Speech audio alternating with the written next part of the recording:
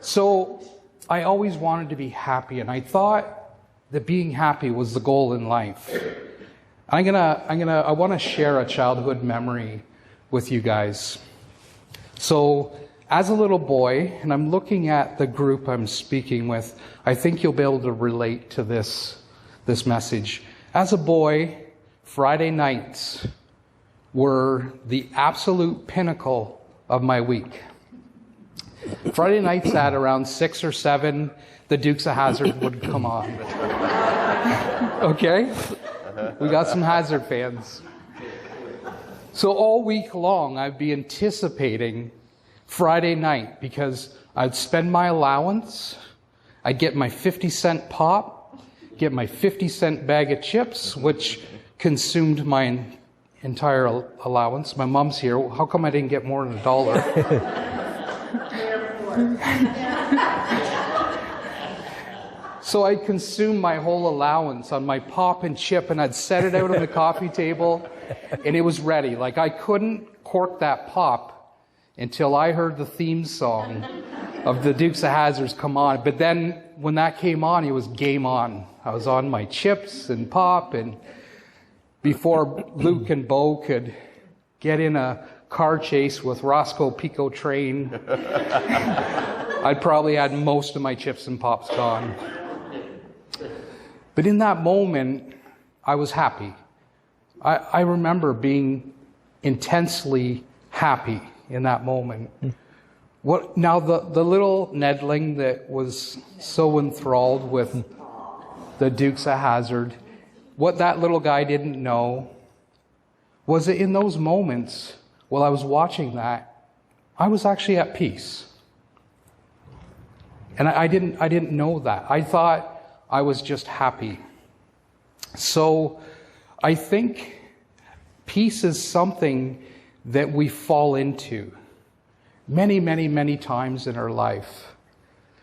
But when the Dukes of Hazzard was over, I was no longer as happy, or I felt like I was no longer at peace. So what were the qualities that I was leaning into if I really was at peace? And I believe that I was.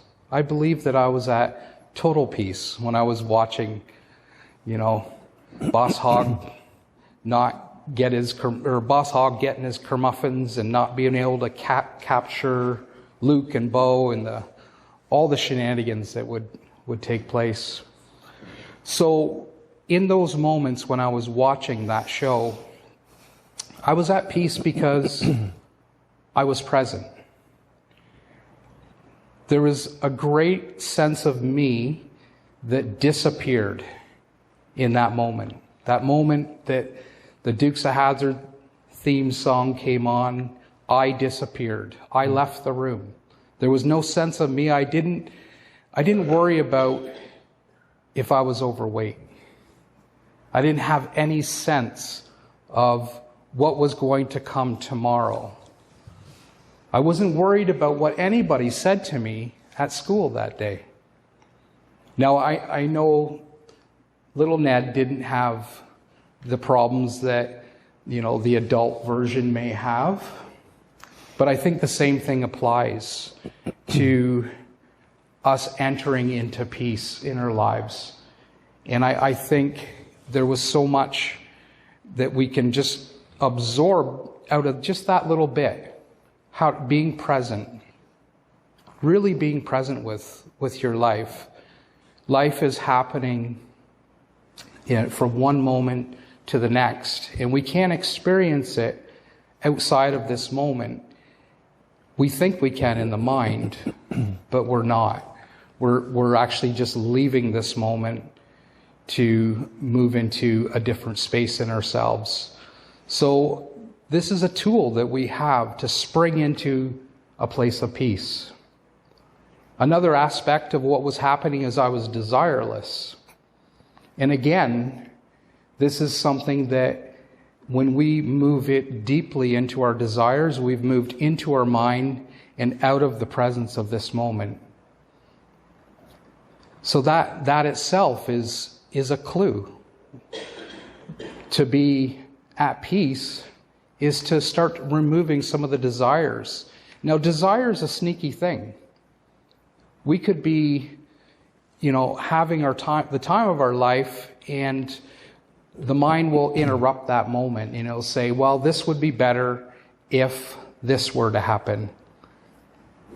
And the product of desire is it lures us deeper and deeper into the mind and out of the presence of this moment. So that's another key to moving into having more and more peaceful moments. But when I think about life, I don't think life is just about being happy. I don't think life is about just being at peace. I think life has a whole array of opportunities and experiences for us to go into. I think there's times in life when we need to be sad. We need to be angry or frustrated. But the difference is that no matter what comes up in our experience, we haven't lost our peace.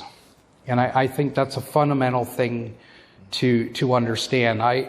When I was with the Ashaya monks, we'd go on these long meditation retreats. And I come home, and I was the poster child for peace. I was so dialed in.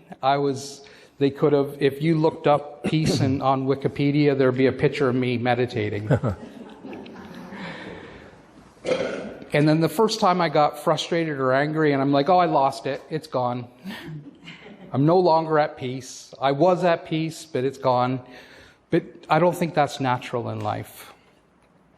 And I have a lot of friends who are into spirituality like myself, and they think to be spiritual is just to be happy and joyous all the time.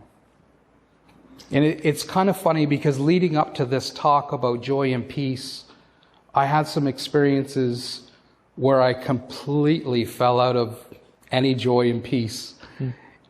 A friend of mine, her son had committed suicide, and I talk to people. I have a site called You Matter. So I speak to people all the time about big topics like suicide and loss. And I've done lots of community work with palliative care and assisting people into the afterlife. But this one, at this particular time, it got to me. And all week long, I remember I felt out of sorts. I felt angry. I felt frustrated. But I think that it was necessary. It was helping me, reconcile something in myself. It was helping me experience, all of that, but then being able to lean into that silence and to automatically bring up that presence of peace. I didn't have to, all week long, while I felt frustrated and angry and sad, when I was having all those experiences, it actually didn't remove me from my peace, because I was able to just continuously lean back and allow that in my life. And I think that's an important point, that we have to understand that life is going to present all these obstacles, and we're going to go through a gamut of different emotions, but it doesn't mean that we've completely lost peace. I think it's important for me, it's been important to constantly move my mind so that I'm positioned and looking for peace constantly. And by doing so, peace becomes a map. Peace, if we're positioning ourselves that I want peace in my life, because we are seeking that, we're asking for that, God brings that into our life. God may bring, devastation or upset for you to experience, to learn how to not move off of your own peace. God will show you that through all these experiences, that we are rooted in peace. But we have to just constantly say, we look at our lives and say, okay, is this bringing me peace? And that's part of why it becomes a map. Because we start to look at the interactions we're having. Maybe there's old friendships that need to go. And if we're positioned and pointed to seeking peace, we'll start to listen to the messages that come up and say, I don't think this person is right for my life anymore. There's so much distraction and noise, we look outward. But if we're constantly seeking peace, peace comes from within, and it starts to rise up in us. It starts to guide us in our life. And I think that the hardest thing on this path for me has been to move into that place continuously and not listen to the voices in my head. It's so common that we look outside of ourselves. And the world right now, if you look out into the world, it's very much not at peace. There's so much conflict and confusion out there. And I think that all this conflict and confusion is important because it will be a catalyst for people to seek peace. And that's what all these dark times that I went through in my life, they were a catalyst for me to move deeper into my own peace. They gave me a reason to seek and desire that peace. Now, I said this talk was about joy and peace. So what is joy? To me, joy is a reward that my heart gives me from following its wise instructions. When I'm listening to what my heart has to say and I follow that, I'm led into peace, but I'm led into the most purposeful life, and the most joyful moments just naturally arise. I don't think we can call joy to our experience. It's something that naturally arises. And I've had the most joyful experiences by leaning into peace, listening to my heart, and following its wise instructions. And that's been my biggest tool throughout my life, is to constantly listen to the heart. What is the heart telling me right now? Is this experience or desire or the things that I want to do in my life, are they going to bring me peace? And my heart knows. It always knows. It has all the wisdom that I've ever needed. So I challenge everybody here. I think it's so important. Start thinking about peace. Ask for peace to come into your life. And watch for what's showing up in your life. And continuously talk to the silence of your heart and say, is this experience going to bring me more peace? Am I following this beautiful guidance inside of myself today? And just see how life changes. Thank you, everybody. I'm incredibly excited to hear Paul sing. And if you want an experience of peace, just listen to this man sing. Okay.